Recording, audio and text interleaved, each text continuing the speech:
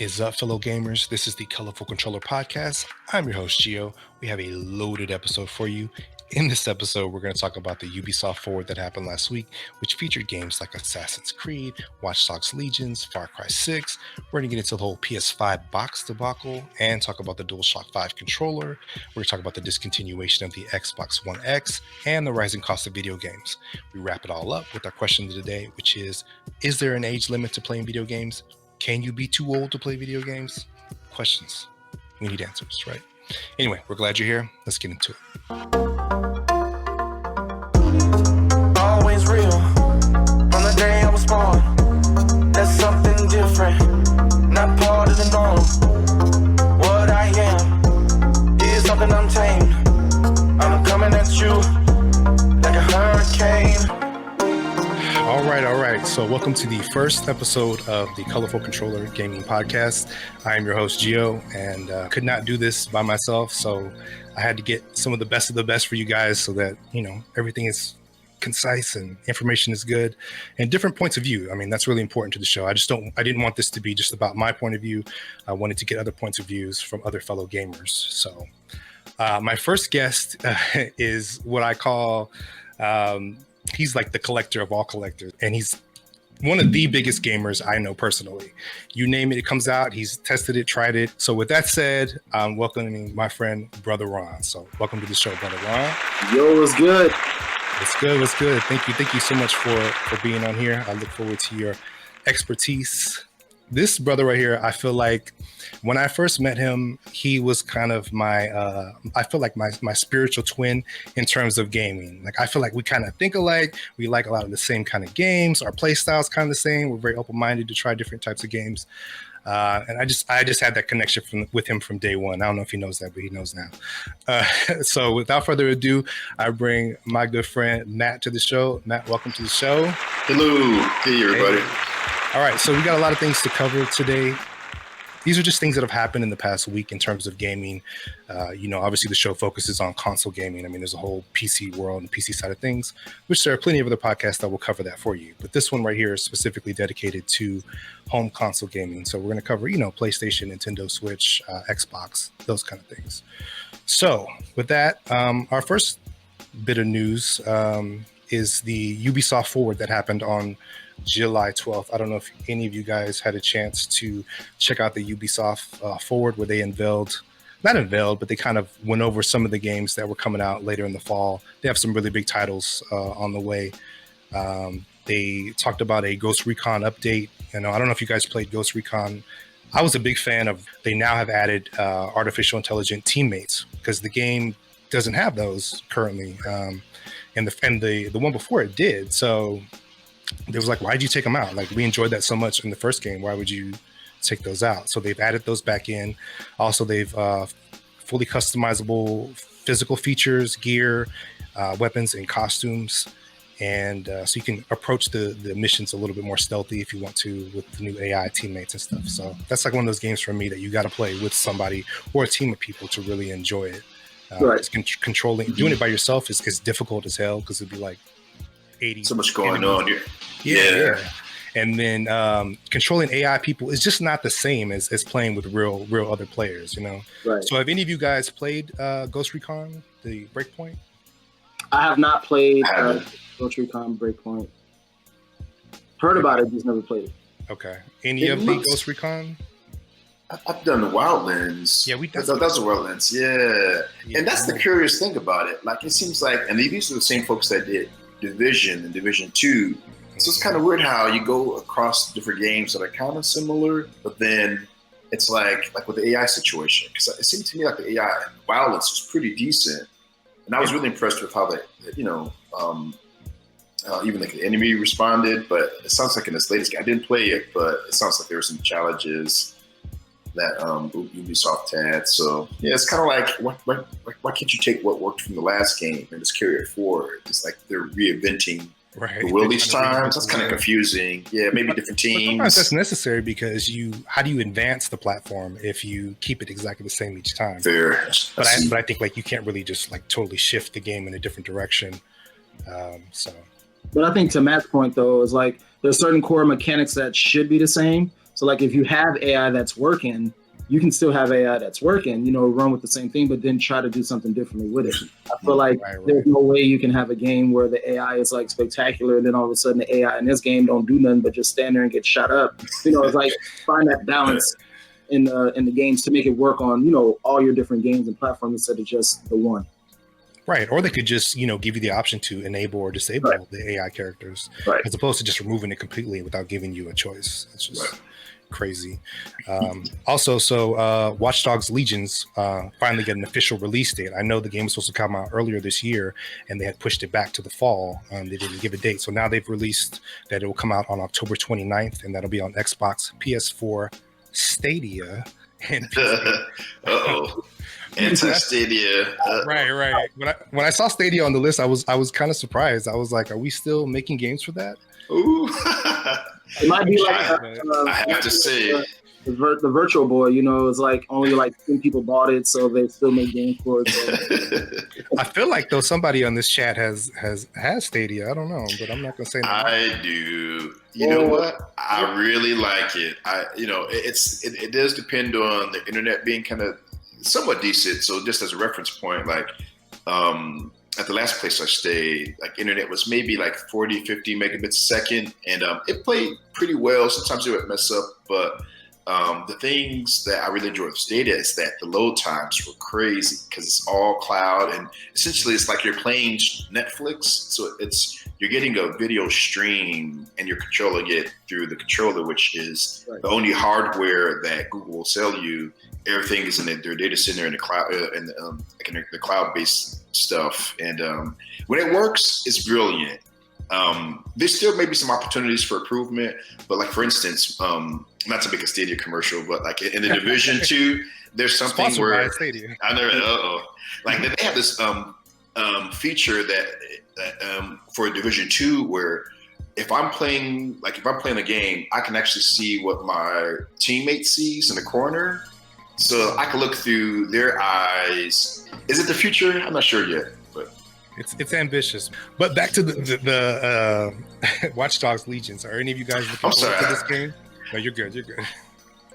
I'm looking forward to it. It looks amazing. Me too. I've been let down by Watch Dogs many times, but it's not a bad series. I just think that when promoting it, they got to make sure they're going to promote something that they're going to give to the people instead of promoting some falsified trailer telling you this is what the game will look like, getting you excited to buy it.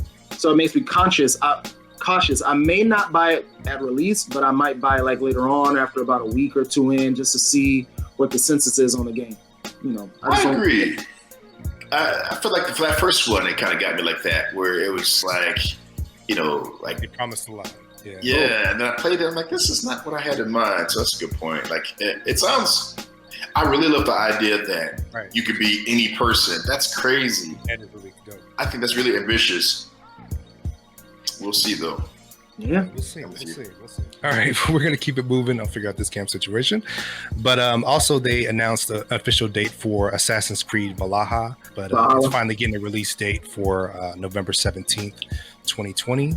So I know people have been waiting for that. That's kind of been what's supposed to be like the next great Assassin's Creed game. Now, how do you feel about them? Matt, I will let you go first. I have. I've played them over the years. I actually remember the very first Assassin's Creed game. I didn't get too far in it, but to me, the problem with the games in general tend to be that after a while they feel kind of repetitive. So they're beautiful. The motion, like the motion capture, it's like it pulls me in at first, and then I get a little tired of it. I don't know. What do you think, Ryan? What's your take on them? All right, so I bought the Assassin's Creeds. I played them. I tried to get into them. I really did try, but the whole mechanic around the game is stealth, and I'm not a stealth person. Yeah. I'd rather run up and just, deal death. It's not a bad game. Don't get me wrong. I'm not saying the game is trash in any way, but I feel for me, it's just not my kind of game because I just like certain shooters. I can't just post up somewhere and wait for somebody to shoot. I'll be out in the open and get taken out. Like if it relies on me to be more stealthy, I'm not able to do so because I get itchy and just I got to get up and do something, throw a rock, do something. Problems, you know what I'm saying? But like the idea of it, and like you going into the what is that machine called? Is it Artemis or Aramis or some weird name it has? But yeah, like it's cool. Like the whole concept of it is cool, but it's just not something that I just get with real easy. Yeah, I feel like it might be more of a rental experience for me. I think I do want to try it. I don't know if I want to spend $60 on it, and Right. you know what I mean. So I think I'll go through a rental. Oh no, not a situation. rental. Oh, Just man. a little. You know, here's the thing. I've never played a full Assassin's Creed game. The idea, the premise sounds great, something that I would love, but the times I've kind of played it, I don't know. I expect it to be more stealthy, and this new one doesn't look like it's really about stealth at all. It looks like it's really just, attack. It's giving me God of War tease. Like, it's like, Yeah. get in there and hack and blow shit up and shoot arrows through people's skulls and stuff. How do you make a game and then the game it has the concept that it had when it first came out, but how do you make a new game with keeping that same core mechanic but making it new though? You know what I'm saying? Like, Tough.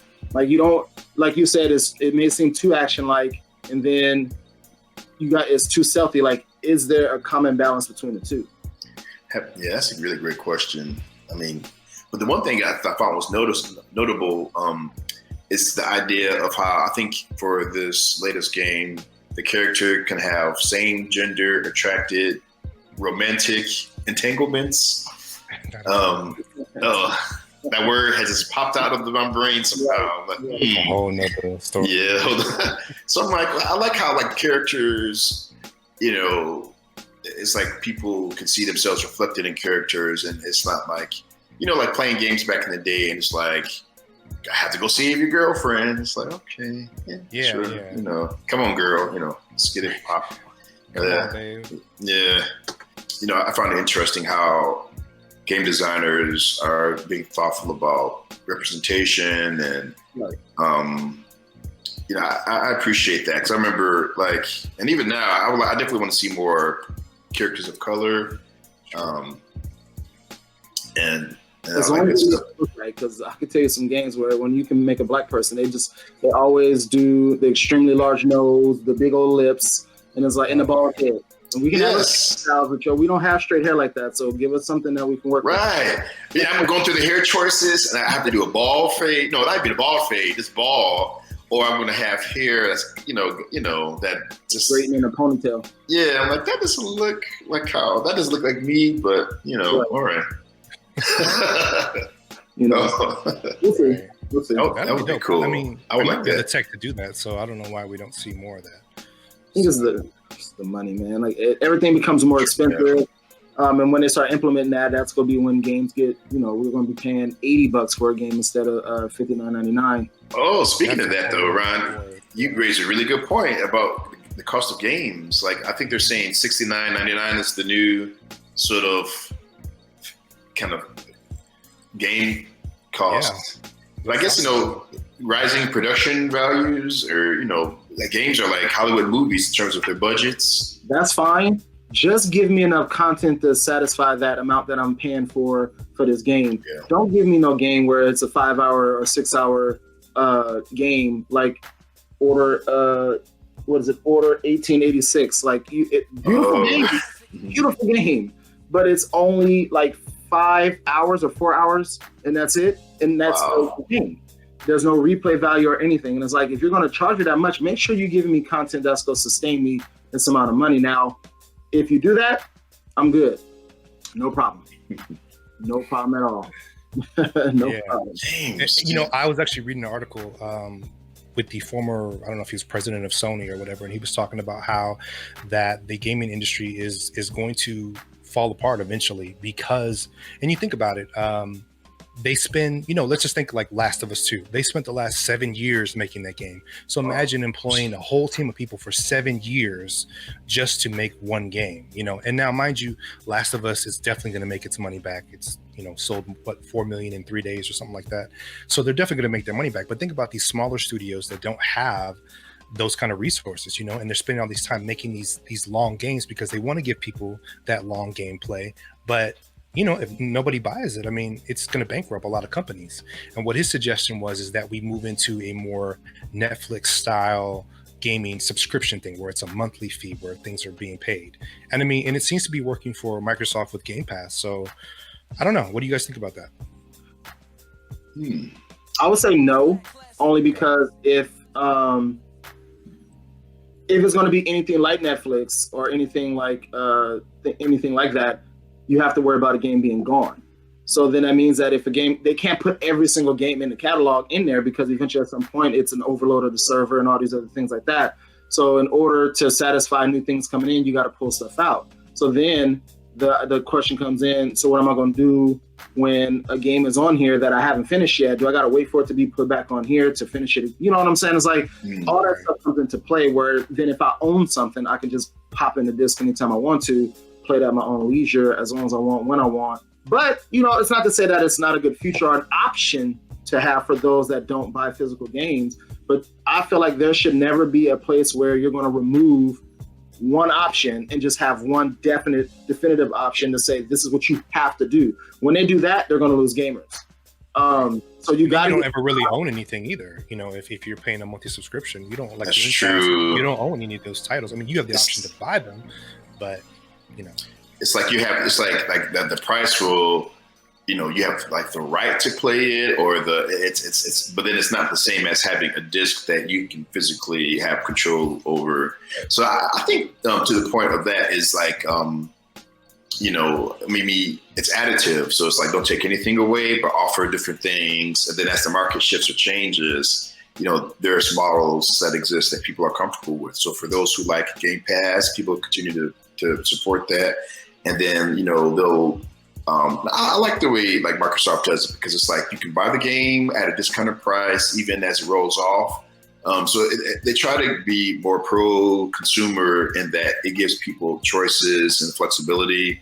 But Ron, that's exactly right. I agree with you where it's about like, and then Gio, you said something similar, like, when you take an option away, you're going to lose people. So I definitely agree with that. So, and I'm with you, Ron. Like, if they give me a good, solid game that's worth, like I just enjoy it immensely, and then maybe there's DLC and all some other stuff that's at least available to it, I'm okay to pay the $69. But honestly, I probably will be a little bit more, like as games get a little bit more expensive, I'm going to be maybe a little bit more measured in what I buy. And maybe I might lean on more of a subscription-based service to try things and then buy what I know I'll really enjoy. Or like, for instance, Skyrim. I'm going to buy that. Sight unseen, there's some games I'll always get without thinking about. So that's something I'll pay 70, 80, $100 for. Other games, I might be like, eh. Now, if we're talking about prices, if games are going up to $69, then we got to pay for DLC too. So in the midst, even though you're already paying $100 for a game, if you're getting the collector's edition with the steelbook or whatever the case is, you're already paying $100 with that in DLC. So then games are going to be almost the price of two games, $120 for one game with DLC. It's getting ridiculous. So one more thing, real quick, with the Ubisoft forward. I know we've kind of bounced all over the place, but my favorite part of the show was the announcement of FarCry 6. So if you know me, I'm a huge FarCry fan, and they've been rumors about it coming out, and now it's official. So FarCry 6 is coming February 21st, 2020, and I'm excited. This is the cover of the game, which features the actor's name escapes me. But he's from Breaking Bad, Better Call Saul.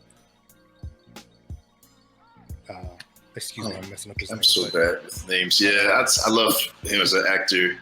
Yeah, he's great. He's also in The Mandalorian as well, and some other shows. But I was really surprised when they made him the villain, and I'm sure that this game is going to really ride off the coattails of Breaking Bad, because I'm sure he'll play like a drug lord, and because people who are familiar with that show are familiar with that character and how he was such an intimidating guy. So they're like, let's not even make a new character. Let's just steal an idea and incorporate it into our game.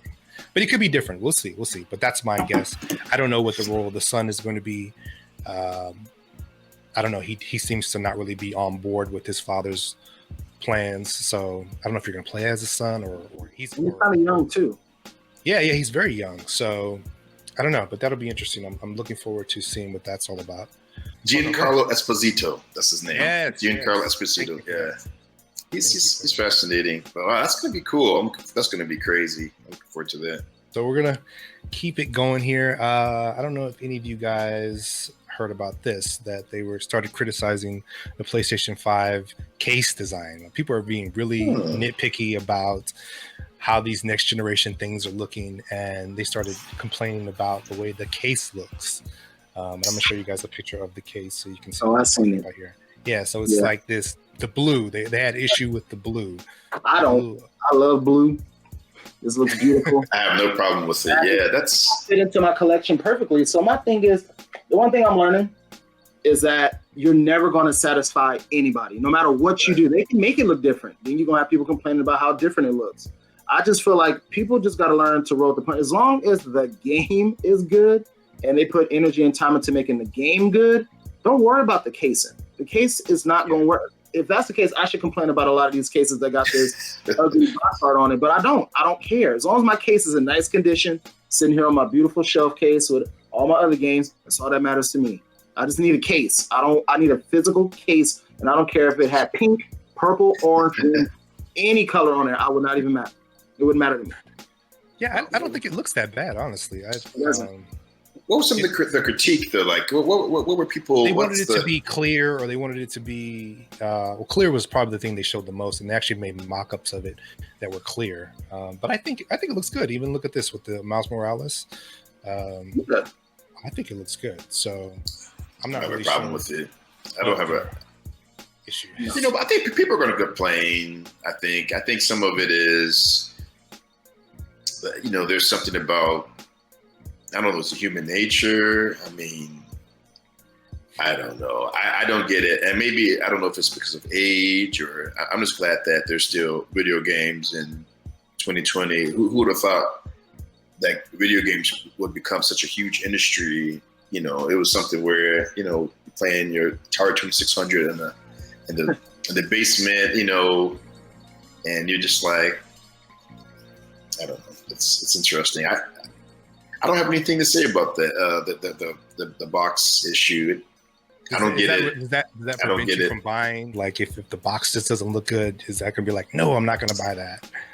I mean, honestly, I'm more of a digital person because it's for space issues.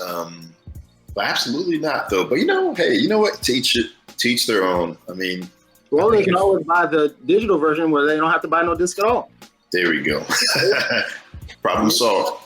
You can save money. You don't have to spend on ugly cases. You can just go ahead and buy your all digital version, and you don't have to worry about extra money spent, and you save money buying your console. There you go. Problem solved. So, say goodbye to Xbox One X. I did see that. So they're just spending down the production. Is it just like reallocating resources? They're stopping production on the Xbox Series X and the Xbox digital version. So. And it makes sense. I mean, we're getting ready to jump into the next generation of consoles. So why keep making them? I mean, you obviously, in some sense, want to push people to the next generation. And it's not selling. Oh, sorry. Shade is real. I mean, the numbers are perfect opportunity, though. It's not to knock them, but it's a perfect opportunity because if your systems are not selling, there's no point to keep making them because we're not making money. Why put all these consoles out there and they're just out there just sitting there and we're not making money on the newer consoles? I mean, and this wasn't a jab. This is just actual facts that is not selling as good as the PlayStation or the Switch. Out of the three consoles, that's the at the bottom of the list. But why keep producing these things when we can put all this energy, time, and resources into getting our new systems ready so you can have a good launch? Because you don't want to launch it and you don't have enough, or you launch it and you get a red ring or something. You don't want to run into that issue. No more red rings. But yeah, not the renderings. No, I get it though. I get it. You know, we're Makes getting sense. into the next generation. I mean, I'm sure PlayStation's slowing down production of the Right. PlayStation 4. The last gen consoles went into the start of the newer ones, so because they did. Yeah. PS3 was still going when the PS4 started, because it's like you don't want to leave a generation behind. You Right. want to make sure that you catch them up. In order to catch them up, you got to give them something to work with. Now, they didn't say stop making games for it. They're just not going to make brand new consoles.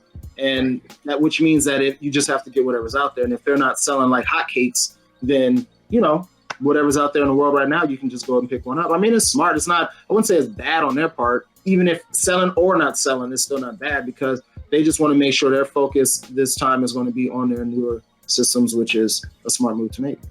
And I know, like for Microsoft, you know, they're pretty good with the backwards compatibility stuff. So they're like, hey, buy the new system, play your existing stuff on it. So for them, it's like it's less of an issue where it's like, you know, you can play your Xbox 360 games all the way up to, you know, the new stuff. And so for them, maybe I wonder if it's just a matter of like, since there's only so much shelf space out there anyway, let's clear out what we have in stores and end with the new. Right. So with that being said, going into the next generation, we already have our first kind of hiccup, right? So we just talked about FarCry 6. It was just announced that only the Xbox Series X and Xbox One X will actually run FarCry 6 in 4K. So PlayStation 5 will not run FarCry 6 in 4K. Native 4K. In native 4K. Right. Because there's going to be checkerboard or something. Checkerboard, which, to be honest with you, when you got Digital Foundry doing it and they show you the difference between the two, you really cannot see the difference unless you really got your eyeballs up on your TV. And I don't know who. But the thing is that when it comes to gaming, a lot of times, as much as I want to say, like with Xbox, like Xbox, perfect system that has Xbox One X can run 4K, but when I play certain games on it, I'm not really going, oh my God, I'm so blown away. You know what I'm saying? I think in the midst of it all, after the hype of it, you don't think about it. Now, in the beginning, of course, before you get it, that's the whole drive of getting you to get it. But I don't think I would buy the game. I would still buy the game where I'm most comfortable playing it, more so than where it's going to look the best. You know what I'm saying? I think for me, I can't speak for everybody, but for me, I play where I'm comfortable and not where. The fact that it's running 4K on the Series X is an indication to me that it's going to play better on that system. I wouldn't say better. You can't say better, because that doesn't mean mechanically it's going to do good. It just means visually it's going to do good. Oh, okay. Because visuals on a video game don't matter. Huh?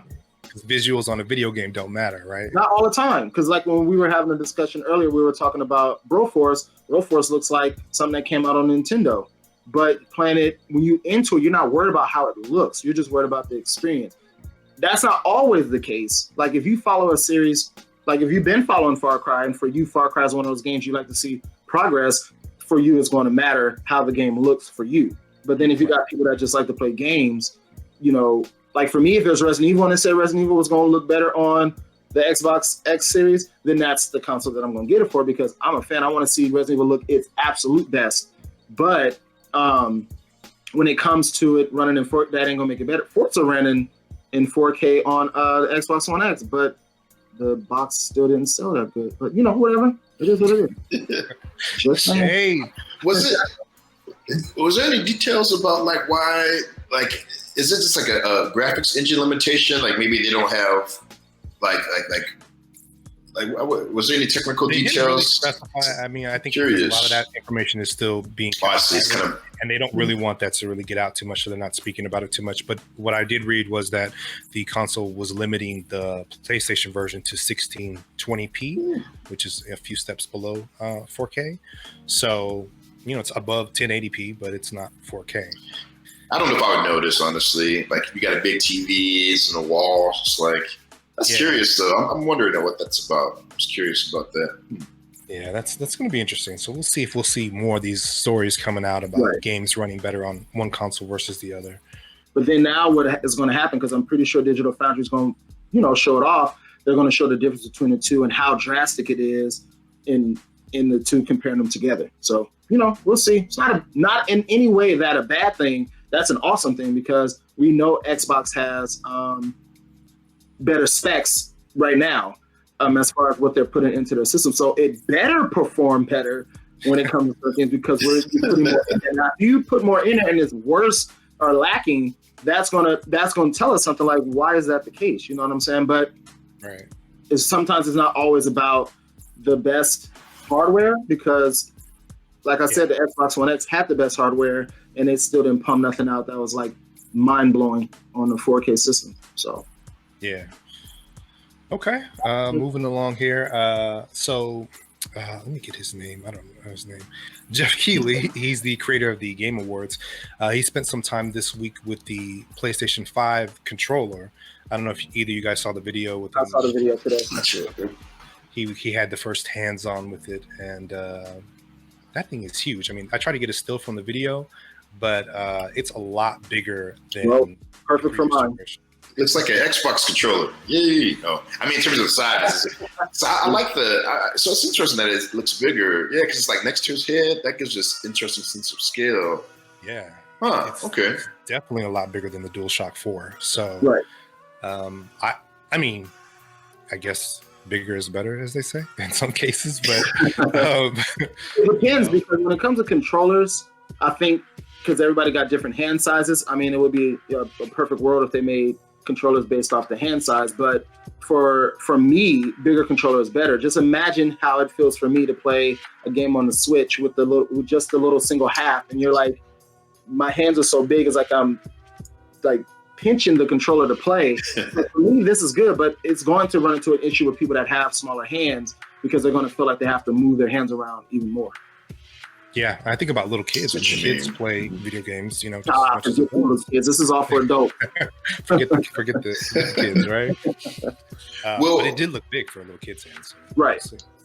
For the PlayStation 5, can you use different? Will you be able to use like your PlayStation 4 controller with it? Because I know, like for the Microsoft Elite controller, it will work with the new system.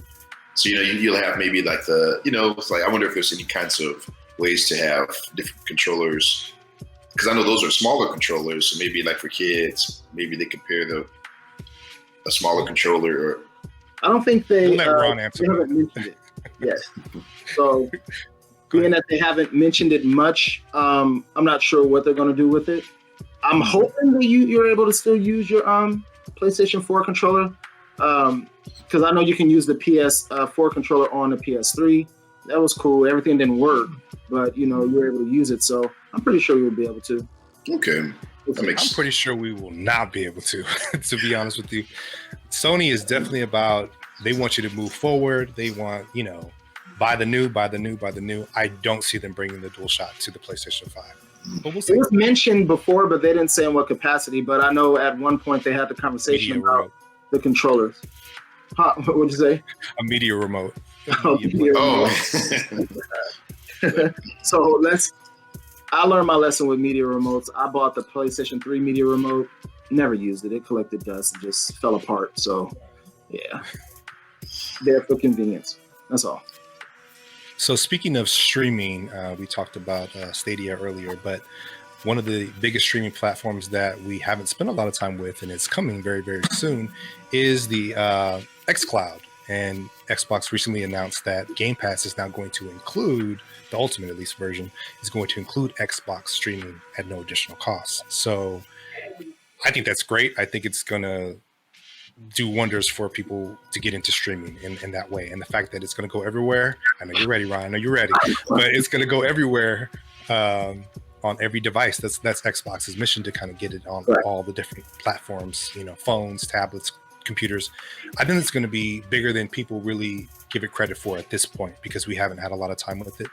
I was a part of the beta and I got to play with it a little bit. It was really dope. It requires a super strong connection, but from what I played, it was pretty phenomenal. So Ron, go ahead. Tell us what you think about this. First question. Right now, does an Ultimate Pass exist? Yes. It does. And so the Ultimate Pass would just mean that xCloud will be included. So that means that streaming from their cloud service is going to be automatically just included with those that have the Ultimate Pass, moving over to the Xbox Series X and Xbox Series S. That's my understanding. Yep. Okay. No, I didn't have nothing bad to say, but it just, you mentioned it already, so it kind of, I'm like, internet service, like people, because if you're gaming with people now and you still having connection issues, this ain't gonna fly with them. You know what I'm saying? And it's not for everybody. I get it. It's gonna be for those that do have the fast internet. Not a bad thing, because it's the same like PlayStation's. What is it called? Not PlayStation Plus. Now or whatever it is. PlayStation Now. Yeah. Horrible. I don't like it at all. I tried it for a month. I didn't like it. I'm a Sony fan, yes, and it was horrible. The games didn't look right. It was awful for me. So I was just like, that's not for me. So I did the Game Pass for a month because I had it for $1, whatever. So I did it for a month. It didn't last because, like I said, I want to play games when I want to. I don't want to have to spend money to play games all the time when I want it. I don't own it. I like to feel a sense of ownership to say, this is mine, I can play it when I want to. But for those that don't have the money to spend, a monthly service is definitely not that bad. But I want to know, they should come out with some kind of spec sheet that says, in order to stream the best, this is what you should have. So then that way people can prepare before it comes out. I think my biggest thing about it, like, and to piggyback on what you're saying, Ron, like, I think the biggest opportunity that I think, like with the streaming services, and this includes Stadia, is just like, I feel like, at least in America, the servicers and the business models aren't quite there yet to enable these services to really take off. Like, so for instance, I have, let's see, I guess, can I say Comcast? I'm not trying to do a commercial for them or nothing. So I do have Comcast. And so they do have this thing where for a little extra fee a month, it's like unlimited, but it's like either you pay for it now or pay for it later. I feel like there has to be something, this seems to me like data caps. I know like a lot of the services have 1 terabyte caps. So it's just like, I just wonder, what is Microsoft working with like our, Verizons and T-Mobiles to make sure that people can enjoy, like, use your 5G phones. I guess this fall we'll see a lot more 5G coverage supposedly. We see some Xbox themed Samsung phones or something. Oh yeah, I mean, I feel like the future it's almost there, but I think, I wonder if the limiting factor is going to be like the business models, like these old, these they're shifting to these, they'll have shift to newer models of, how can people have the data bandwidth that they need and then enjoy these systems. So let me tell you, like, for the Stadia it's like, I think I've been here for a week and I've blown past 130 gigs, and because it's about like anywhere between 12 and maybe 20 gigabits an hour if you're streaming. So it kind of so imagine doing that every day for a month. If you have a cap, you're able to do that in a week. So my thing is that people don't know like how streaming works. Like, a lot of times people just have everything wireless in their house, not realizing that if you really want to stream the best, you got to be hardwired to your router. And then if you're going to be hardwired to your router, knowing how to set it up, making sure you're like, some people probably got dual routers, don't even know, making sure you're using the right gigahertz for your console versus for your phones. There's a lot of things that go into play, and I think a lot of people don't know that. And I feel like Xbox should take the time to really just educate people on it, to get them excited about it. And it makes it easier for them to make that choice, because I learned everything on my own and I have to learn the hard way, like streaming or playing games with wireless. And I'm wondering why every time I'm playing Burnout, I'm seeing people's cars jitter across the screen. You know what I'm saying? It's all due to not just your internet connection, but also if you're hardwired versus wireless. So, yeah, I think it could change the industry. I mean, we could definitely start seeing data caps with service providers. We'll see. We'll see if 5G phones can handle this kind of data. That's what I'm interested to see. Imagine what it's going to be like if you're trying to use your phone to play these games and things like that. Just go and blow through it like it's nothing. True. It's crazy. It's meant for when you're at the library on the Wi-Fi. Yeah, there you go. I don't know. It's nice to be able to, have your system anywhere you want it and not have to have a physical device. I think it can work. I'm optimistic about it, but I mean, yeah, the data cap thing is like, it's just a hard choice, and it's what people can afford. Like, stuff is expensive, especially for young people. It's going to be what their parents have. I know my mom was not about to just upgrade. It's like, can you get a fiber line? Fiber? You better eat an apple. You know, that's what my mom told me. It's like, Hot Pockets for dinner. yeah. I know we've covered a lot. I don't want to keep you guys on it forever, and I appreciate everybody who's still listening this far or watching this far. But so our main topic was tonight was, are you too old to play video games? What? I think that everybody's kind of had someone either look at you a certain way or say something to you about when you mention that you play video games or whatever. I know I have a lot of friends who don't play video games, and when I say I'm playing a game or whatever, I can tell that there's like a disconnect there, or there's like a misunderstanding. They're like, you still play video games, that kind of energy, right? So I'm just curious about you guys. What's your experience been? What are your opinions about this? Is there an age when you should stop playing games? What do you feel about this? So I'm gonna start with Ron. Let me know what you think about this topic. You should stop playing games when you think it's your life. That's when you should just put it down and be like, you know what, I'm done. Or in all seriousness, I think that there's no set limit on when you should stop. I feel like it's all dependent on the person. When you feel like you have the mindset, because games are draining, like mentally. Because I've noticed even playing sometimes, like I'll play for a certain amount of time and I'll get drained just sitting there playing the game. It's like, how do you get drained? Like I get hungry, all kind of stuff start happening. And I think that it's just a matter of what you're physically able to do with your hands, like as far as the controls, and you're able to see your hand-eye coordination is good. If you can handle all that, you game until you can't game no more. I don't think there should be a limit. But I don't think that, no one's going to be playing games until they're 100 or something playing games. I think you're just going to get fit. You're going to get tired of it at some point. You'll grow out of it. Because some people grew out of it sooner. Some people turn 20, 25 and stop gaming. You know what I'm saying? They feel like they're too old for gaming, but I don't think there's a limit on when a person should stop gaming. I think it's dependent on the individual that should determine when you should stop. Okay. Matt? I think that people are never too old to play video games. As a 43-year-old video gamer who I've played games since I was probably 5. And actually, I know people who are older, like kind of still Generation X, where, they're playing games with their teenage kids. They're both on Call of Duty. Like my cousin, like he plays like games with his son, and they're both really into it. And I think games have really evolved over the decades. Like it became this thing that was kind of like a hobby or a pastime. Mm-hmm. And it's really become something that's like culture and all, like, storytelling, like as technology has improved. To me, I tell people, like, you should give video games a try. If you like movies, if you've ever seen a movie and you're like, do this instead of that, you should try video games, especially story-driven games. Because I feel like, to me, games, especially like where there's a really strong narrative and character development, it's like movies you can control. Like, who doesn't want to have that experience where it's like you can determine the outcome, or you can. Right. And so for me, I connect to games in that way. And it's also interesting to see how culture is reflected over time.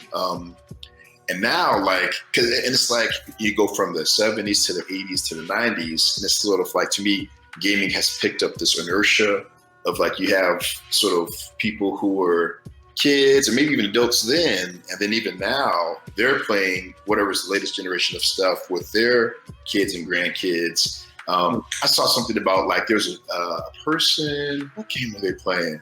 I think he was a PC gamer. He was an older gentleman in his 60s, streaming on YouTube, and he was just like discovering games and stuff like that. And I just thought it was so great. Like, he's a retiree playing games. He's a streamer on YouTube. I wish I knew his name, but I think it's great. I feel like it's. I think I don't have any issues with that. But then, to Ron's point, I agree. As an adult, we have responsibilities. You just can't not stream. You can't just not go to work. You gotta.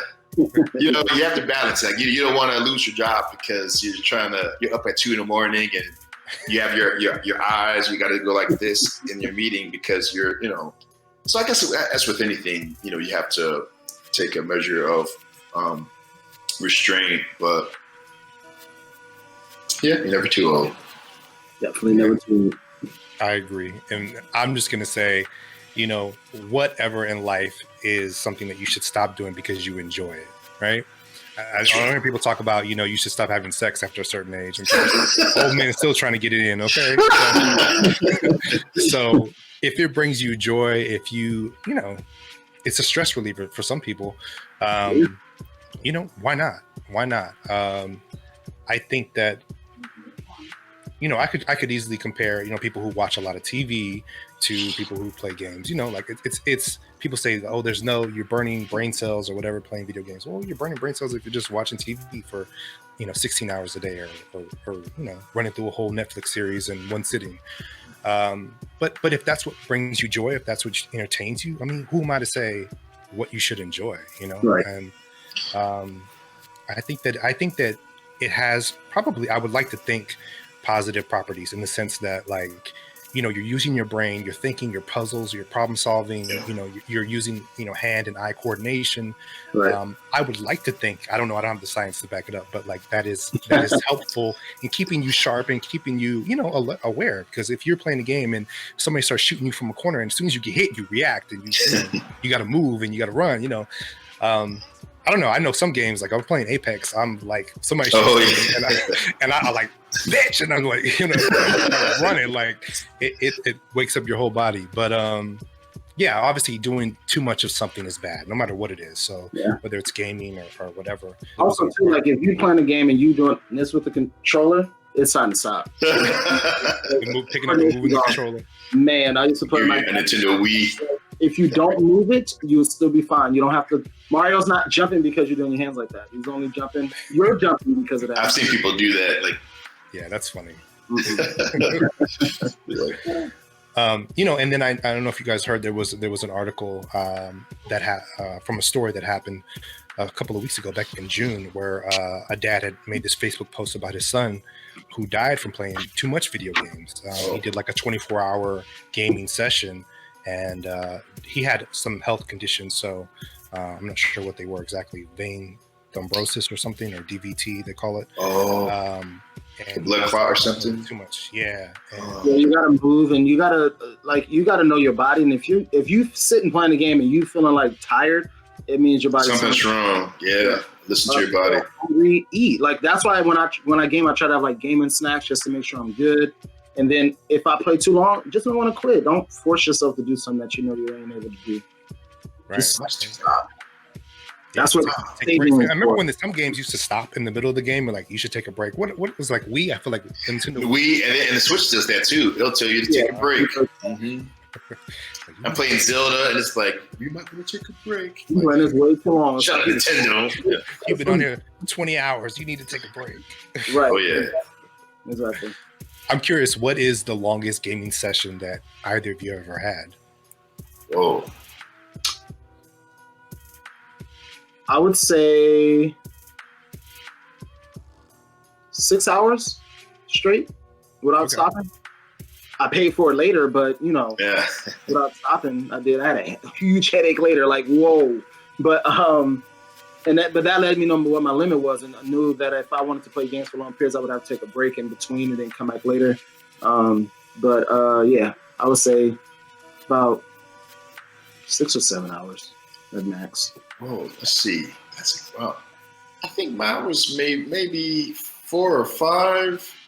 Let's see. I think it was a Nintendo game. I'm trying to think of which one it was. It seemed like it took, maybe as a kid, it felt like it was that long. Yeah, you can't save back then. You had to start hit start and turn off the TV. I sure did. So and come back to it. So yeah, it was, I think, and even maybe. And then later on, about not quite all night. You're playing up to 5 in the morning, and you started at 11. So yeah, that's about what, 5 or 6 hours. I'm trying to think, what was I playing? Oh, I can't remember what it was. On the time of day, like I can't play late at night and game throughout the night. I have to play like at peak hours. Like I can play anywhere from 8 in the morning until about, I would say the latest I can play is maybe 10 or 11. And I start feeling like my mind can't keep up with things. I didn't fell asleep playing the game where thought I was into it and just fell asleep and woke up and the character just standing there. So I got to make sure I play within those times or I won't be able to function at all. I've played a game like that. Like I've played Destiny like that, where I'm playing with a good friend of mine, and he'll make fun of me. It's like I'll just be, I kind of wake myself up, and I'm looking around, and I'm like, oh man, I fell asleep on him. Yeah, Matt is known to fall asleep in games. Oh, you hush up, you. That's very true. But, he has gaming narcolepsy. Yeah, like here he goes. We're talking, and then this is his character not moving anymore. Or I'm walking into a wall. It's like, where are you? It's up. He's asleep.